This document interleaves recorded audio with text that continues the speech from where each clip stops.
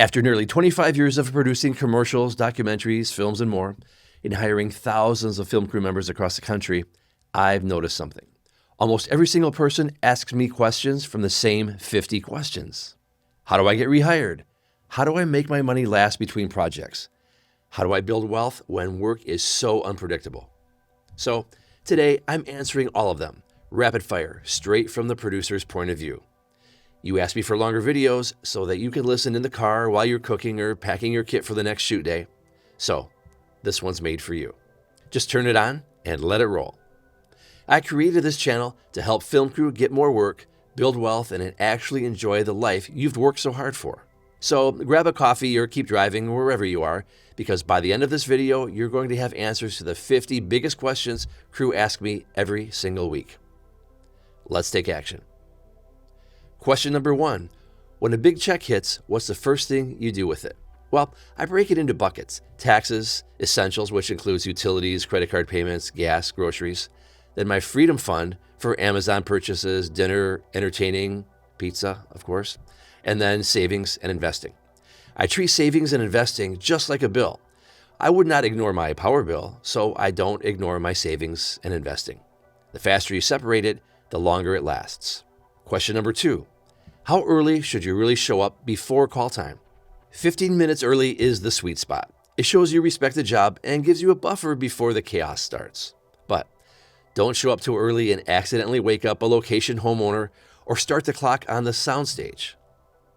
Recently, an ambitious grip got to set super early, flipped on some lights, and started organizing cables. Unfortunately, he started the clock on the soundstage, and the stage went into overtime, even though the shoot did not.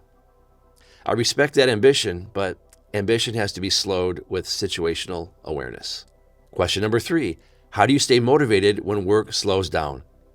I treat downtime like pre-production for my next opportunity, organizing contacts, learning something new, staying sharp.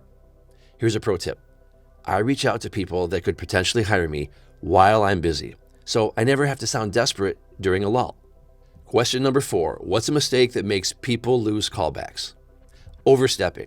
There's a fine line between initiative and interference. Help without hijacking. What's one small move that actually gets you rehired? Anticipate problems before they happen. I tell the members in my coaching program to look outside your lane and help others quietly. Producers remember the people who make the day easier, not louder. Question number 6, how do you make a great first impression on a new crew?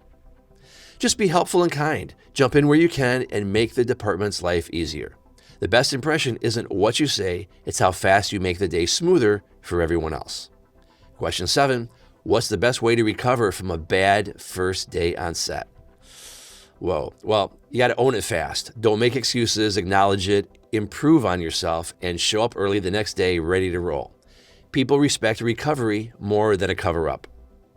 After hiring thousands of crew, I can tell you the recovery matters more than the mistake. Question number 8, how do you deal with impostor syndrome on set? I feel it sometimes, even after 25 years. The trick is remembering everyone's figuring it out as they go. You don't need to know everything, just how to solve problems fast and stay calm when others panic.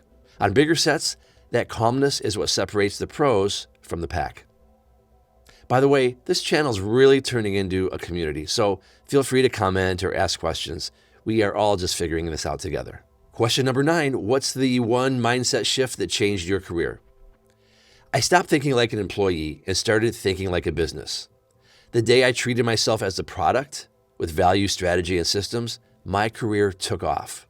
Think about it this way. You're not looking for work, you're running a business. Question number 10, what's one boundary every freelancer should set early? Don't text producers or anyone else for that matter about work at 11 p.m. or 6 a.m.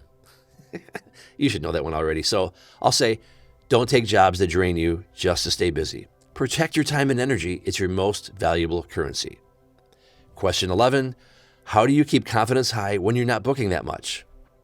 I remind myself that every slow period is temporary. I don't reach out to people during the lull because I did that when I was busy. Instead, I spend time with family, update my systems, and learn something that will give me an edge. But my bag's packed, so when the right call comes in, I'm on my way. Question 12, How do you deal with ego or bad energy on set?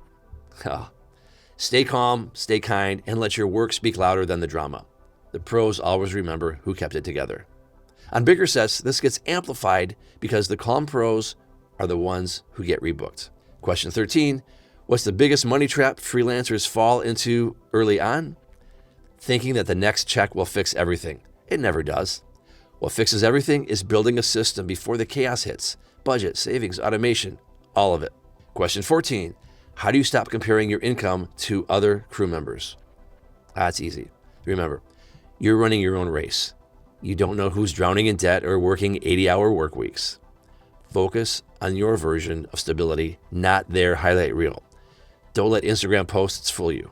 Question 15, how much should I keep in savings between shoots? This is one of my favorite topics. Enough to cover at least 3 months of expenses at minimum. Work towards 6. That cushion turns panic into patience when the phone goes quiet. Believe it or not, you can actually save too much. If you're saving and not investing, your chances at wealth are slim to none. Oh, and make sure you're managing your credit card and other high-interest debt along the way. Question 16, what's one mindset shift that changed your career? I think it was the idea that investing is not gambling. It's a plan. If you have a simple, well-thought-out, diversified portfolio, it's the opposite of risky. I've taught this to so many crew. You don't need to pick stocks. You just need a system that grows quietly in the background. I learned this late, which is why I'm so excited to share what I've learned to make the film business a better place for all of us. There's nothing better than showing up on set with the confidence that you don't need this paycheck to pay the bills. Question 17, do I really need a budget when my income's all over the place? Actually, no. Surprised to hear me say that? Don't get me wrong, you need to know your numbers, but the detail some people put into budgeting is overkill. Know your income, know your expenses, and follow my 50-30-20 rule. You don't need to make a meal out of it. Question 18, how do you negotiate rates without sounding greedy? Well, we really don't negotiate rates in the film crew freelance world, but when you're ready for a bump, organize your reasons and just state your case. If you're well-liked and easy to work with, you'll be heard. Check what others in your position are charging. You want fair, not foolish. Number 19, how do you deal with ego or bad energy on set? Didn't I do that one already? Question 20, what's the right way to ask for feedback from a department head? Keep it short, respectful, and after wrap. Say something like, hey, I really value your opinion. Anything I can do better next time? That humility sticks. And it's a big part of what I teach in my download, the free First Call Framework, because the way you handle feedback is part of how you get called first. robperkins.com/first call framework for your free download. Question 21, what's the fastest way to move from PA to your dream department? Figure out which department you want to be in and then start helping them now.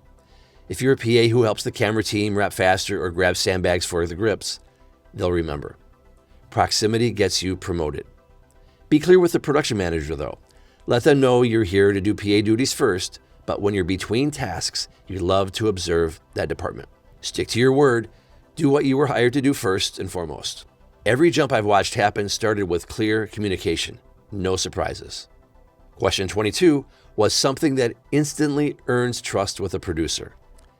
Just be dependable, proactive, and calm under pressure. That's the trifecta. Producers remember crew who solve problems without adding noise. Question 23, what's the best way to stay in touch with producers after a shoot? Keep it simple. A quick text like, hey, great working with you. Hope the edit's going well. Or has our project aired yet? I'd love to see it. That goes a long way. Stay on their radar without hovering. Better yet, learn something personal about them during the shoot. If they were, say, planning a vacation or buying a new car, you can ask them about it later. It shows that you listened. And here's a producer secret. We remember thoughtful follow-ups more than generic keep me in mind emails. Number 24, how do you say no to low-budget gigs without burning bridges? Thank them for thinking of you. Explain you're on hold for another project, but still hear them out. I once got a Facebook referral, rare, right, to produce a short film in the Florida Keys. Every instinct said, don't do it. But something about the camaraderie felt right. We wore a few hats, we pitched in like family, and it turned out to be one of my favorite experiences. Question 25, how do you bounce back from rejection or ghosting? You just have to accept it, learn from it, and move forward. The fastest way to bounce back is to book your next win. Don't take it personally, take it professionally. And maybe we do never fully bounce back. We just get better at making peace with it. Number 26, how do you get recommended for jobs when you don't know the producer personally? Be unforgettable to the people that you do know. Treat every PA, coordinator, and assistant camera operator with the same respect that you would give a producer. Referrals often come from where you least expect it. Number 27, what's a small thing you can do on set that makes department heads remember you? Anticipate what they need before they ask.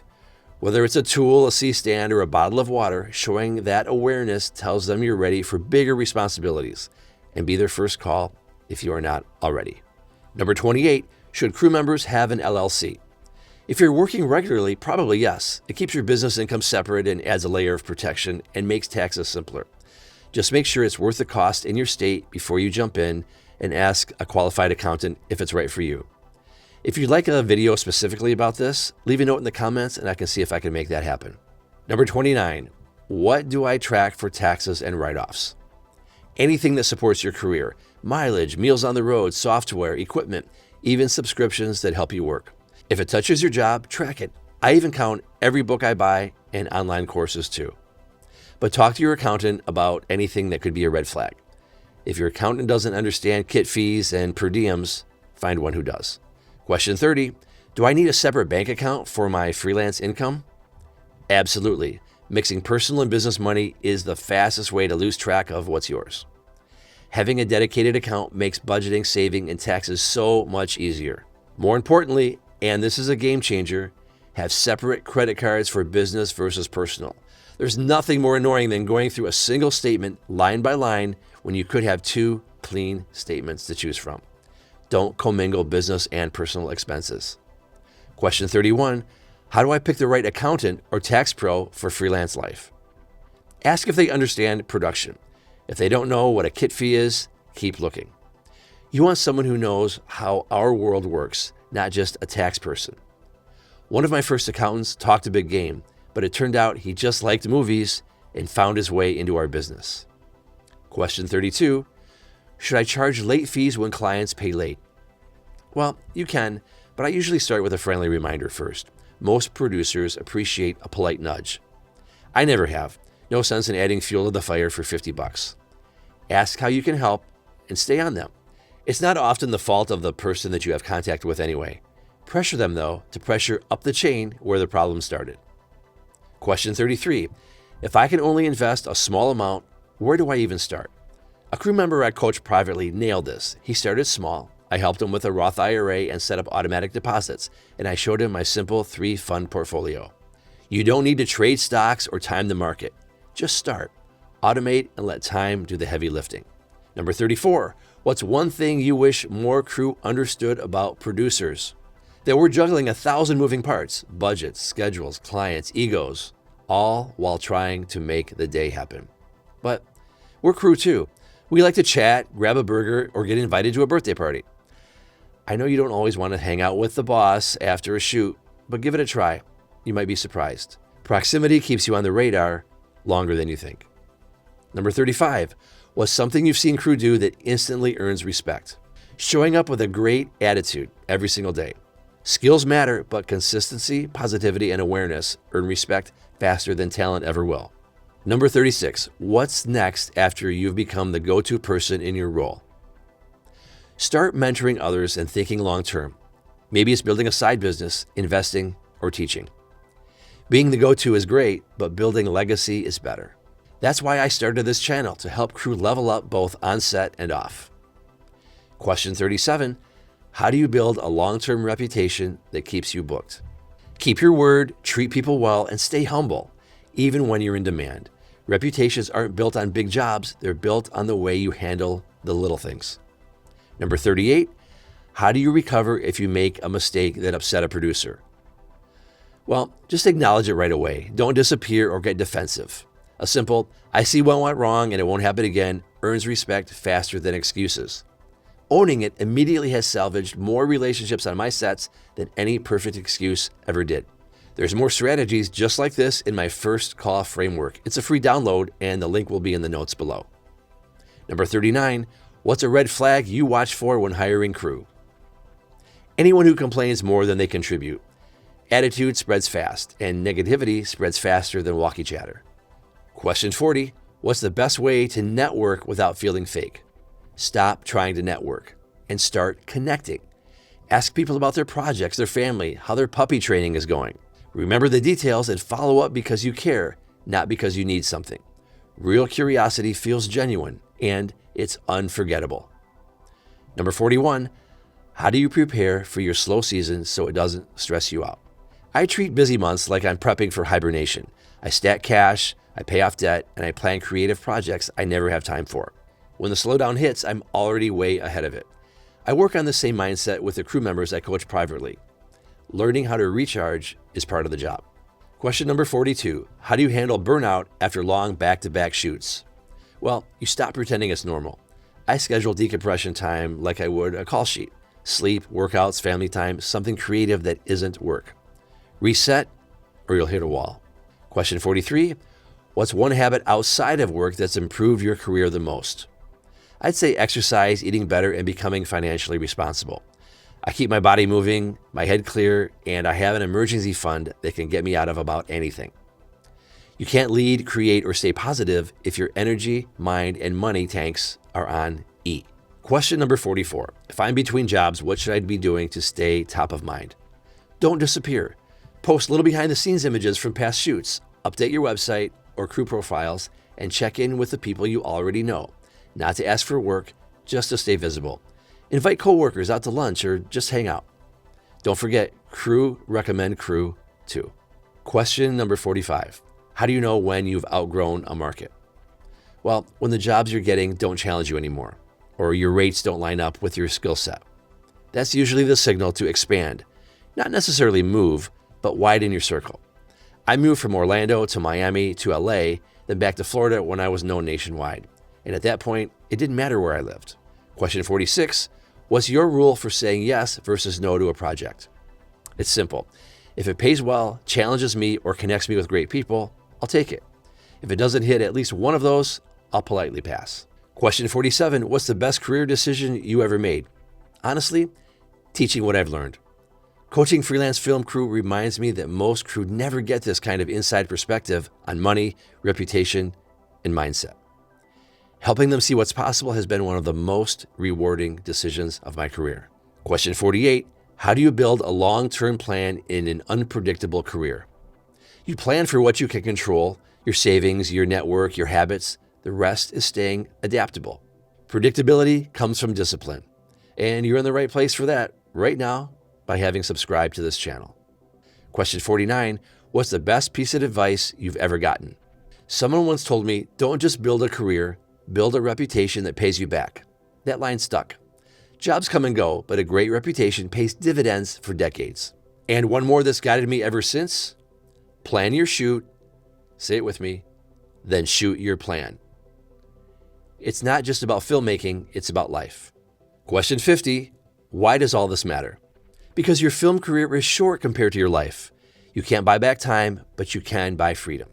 Through smart money moves, great relationships, and consistency. Watch this video next to see the true cost of waiting to learn to invest. Stay focused, stress less, and build wealth. That's a wrap.